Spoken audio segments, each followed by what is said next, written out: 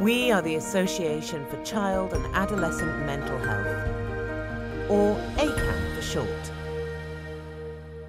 Hello, welcome to the Papers podcast series for the Association for Child and Adolescent Mental Health, or ACAM for short. I'm Mark Tebbs, freelance consultant and today's interviewer. Today, I'm delighted to be interviewing Professor Jonathan Hill. Jonathan is a professor of child and adolescent psychiatry at the University of Reading. He's co-authored a paper with Peter Fonagy, Dizani Ozel, Isabel Zobeg, and Carla Sharp. The paper is entitled The Social Domain Organisation of Mentalizing Processes in Adolescence, a contribution to the conceptualization of personality function and dysfunction in young people. This is the third podcast in the series of three looking at personality dysfunction, mentalizing, and social domain. So welcome again, Jonathan. Lovely to be speaking to you again. And you? This third podcast is really going to focus on the paper itself. Could you just give us a little bit of an overview of your study? Well, this study came out of conversations between Carla Sharp, who has published extensively on hypermentalizing in adolescents from her samples in Houston, and myself on the possible interface between hypermentalizing and social domains functioning, with the hypothesis that I talked about in a previous podcast, that hypermentalizing among young people who are in reasonably good shape might differ depending on the domain in which they're functioning, and this demarcation, this difference in hypermentalizing might be reduced among those with borderline difficulties. So then the question came up, well, how might we study this? Now, it turns out that the measure that Carla and colleagues have published on to show that hypermentalizing is increased in young people with borderline personality disorder or difficulties. This measure, called the Movie for the Assessment of Social Cognition, which was developed by Isabel Zobeg and colleagues, has features that seem to lend itself to a first examination of the domains hypothesis. So this is a measure in which participants view a movie which has 45 sequences in it involving friends and strangers getting together for a dinner. So the early phases show two female friends and two male friends discussing plans for a dinner party. And then it shows the four of them getting together for the dinner party, in which it's clear that the males and females either don't know each other at all or have met once before. In other words, they are pretty much strangers. And the dinner party progresses towards flirtatious, romanticized sorts of interactions over these sequences. What we thought on reviewing this was, well, perhaps we can see whether the level of hypermentalizing that an observer uses depends on three contexts within this movie. So the first is conversations between the friends, which is the same-sex friends, and there are 10 sequences that show that. And then the next is the early conversations between the males and females when they get together for the dinner party. So these, in effect, can be identified as conversations between strangers. And then the final is the conversations towards the end of this sequence. The signaling looks more, as I say, flirtatious and romanticized. So we were really doing this opportunistically, picking up on the characteristics that this assessment had, which, as Isabel describes in her publications, was designed to assess hypermentalizing over a range of social contexts. But it wasn't designed to ask whether it varies by social context. But that's exactly what we looked at. And we did some work to establish that these different social contexts can be identified reliably when shown to master's students. And so we then took the ratings that had already been done by participants in a non-clinical sample that Carl had already published on, and we reanalyzed the hypermentalizing data to say, can we see a difference in the levels of hypermentalizing in these three contexts portrayed in the mask? And the answer was yes. Perhaps one would say rather surprisingly, given that this wasn't a measure that had been devised to do this. But one could see in the paper the mean hypermentalizing scores vary markedly across the three. So the way the mask operates is that young people, participants, view each of the 45 sequences and are then asked to endorse one of several possible interpretations for what a portrayed participant in the video might have been thinking, or why they said what they did. And these are designed to be hypermentalizing, accurate mentalizing, or undermentalizing.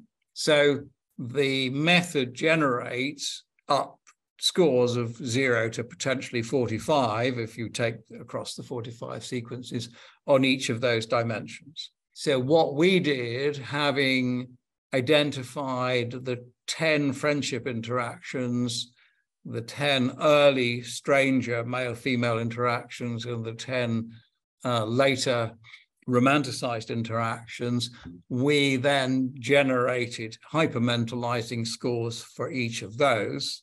And what we found was that in line with the social domains hypothesis, the average scores for hypermentalizing were lowest for those 10 interactions between the males and females who were strangers or acquaintances.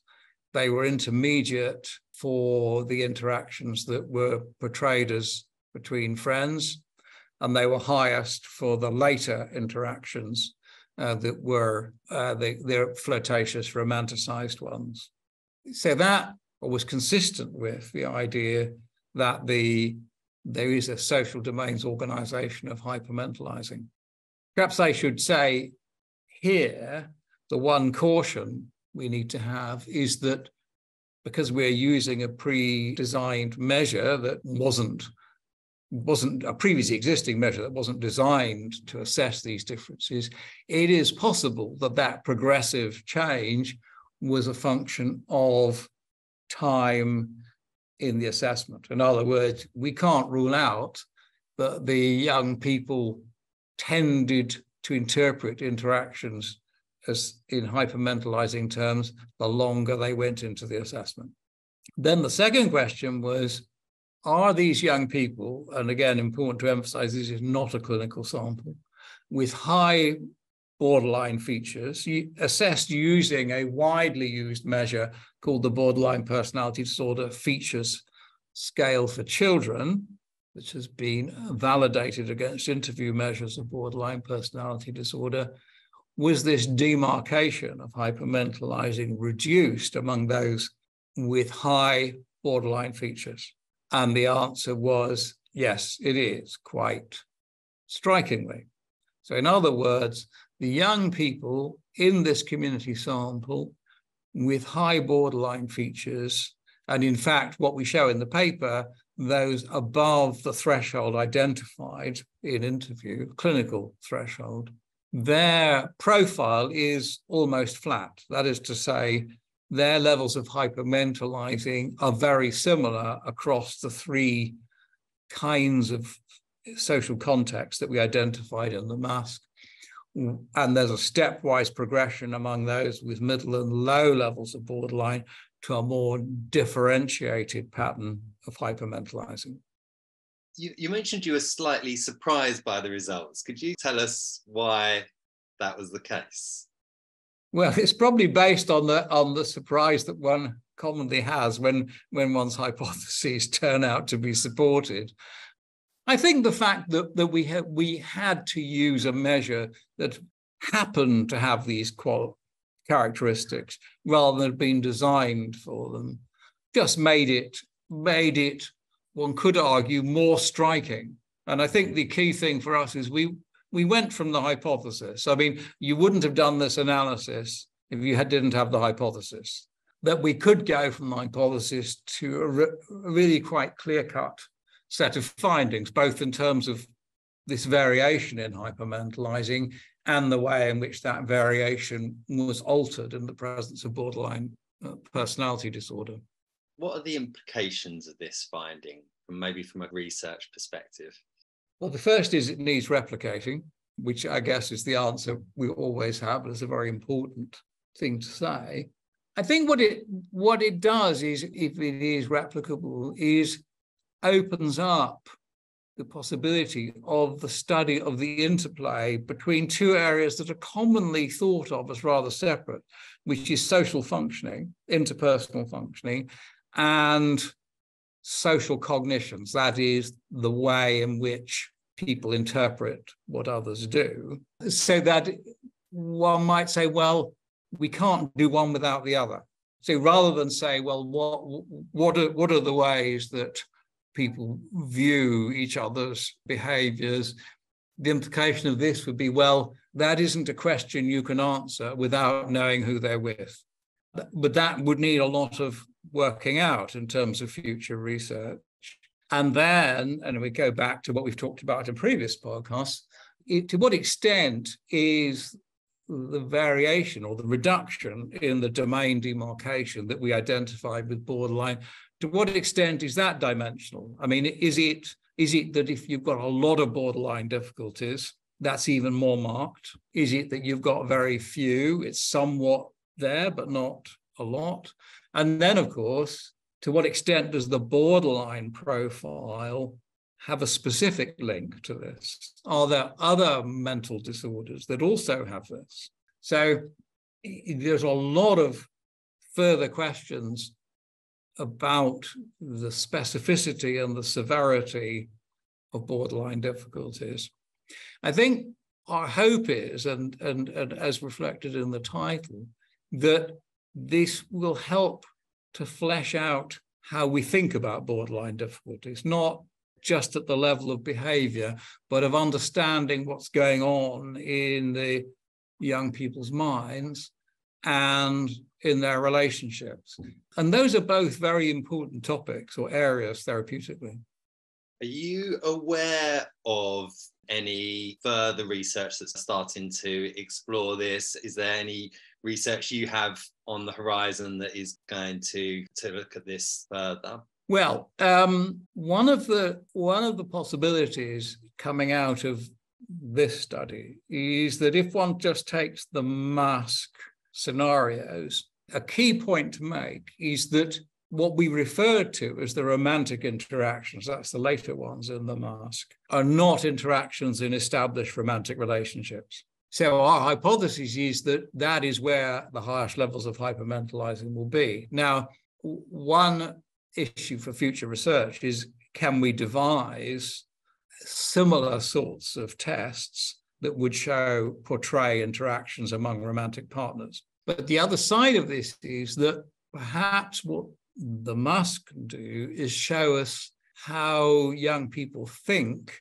when they're in a situation where a romantic relationship might arise. Now, this is almost certainly very important in terms of what we talked about in the first podcast, which is that the borderline difficulties probably, for some, close opportunities, for example, through establishing romantic relationships that turn out to be violent or in other ways unsupportive. So a very important topic that's not really very well understood is, how do young people think and experience, and what are the emotions they have to manage getting into romantic relationships, and how does that vary depending on borderline difficulties?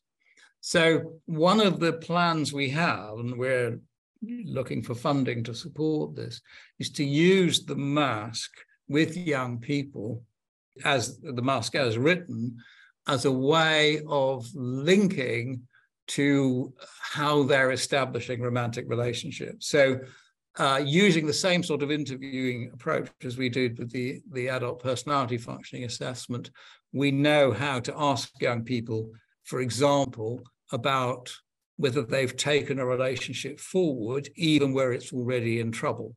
And then this will allow us to ask questions about what's the thinking that's going on in the establishment of relationships. So this has the potential to help, I think, clarify pathways into the kinds of relationships that are going to be supportive and a resource, and including a resilience, conferring resilience to mental disorders, and what are the pathways into relationships that are more problematic. Thank you. And it might be too early, but I'm just wondering whether there are implications from an intervention or practitioner perspective of the study.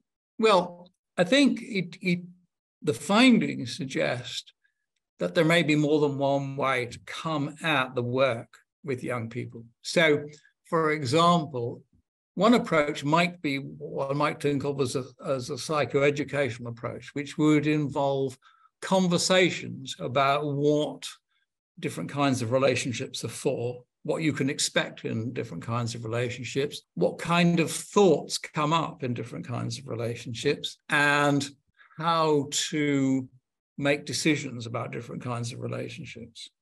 I mean, in clinical work, it's common working with young people with these difficulties to find that the relationships they're getting into are not helpful to them. But at the moment, we don't have an organized way of talking about that with them.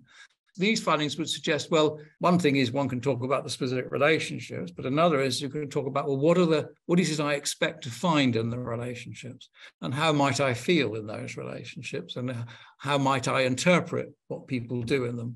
Equally, if one's thinking about mentalization-based approaches, which have been developed and for which there is some evidence, these findings would imply that the review of mentalizing in the young person will attend to how they do it depending on who they're with, and not only how they do it as a general characteristic.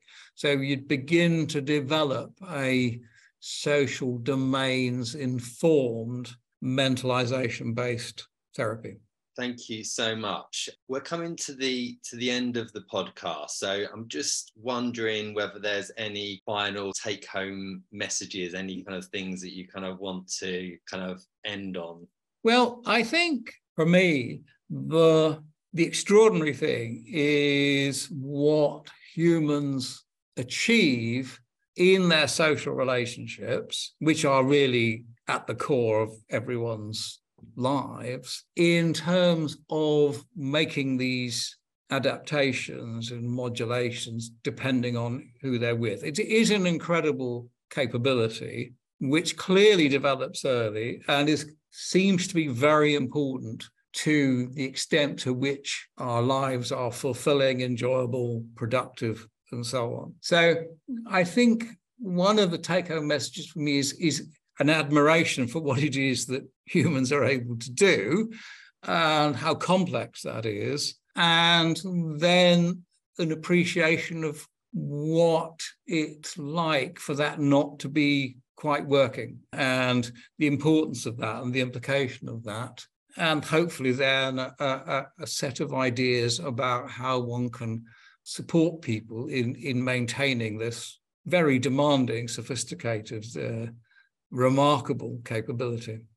Thank you so much. It's been so interesting speaking to you over these 3 podcasts, and just a privilege really to go into the depths we have. So thank you so much. If you would like to have more details about Professor Jonathan Hill, then please visit the ACAM website at www.acam.org and at Twitter at ACAM.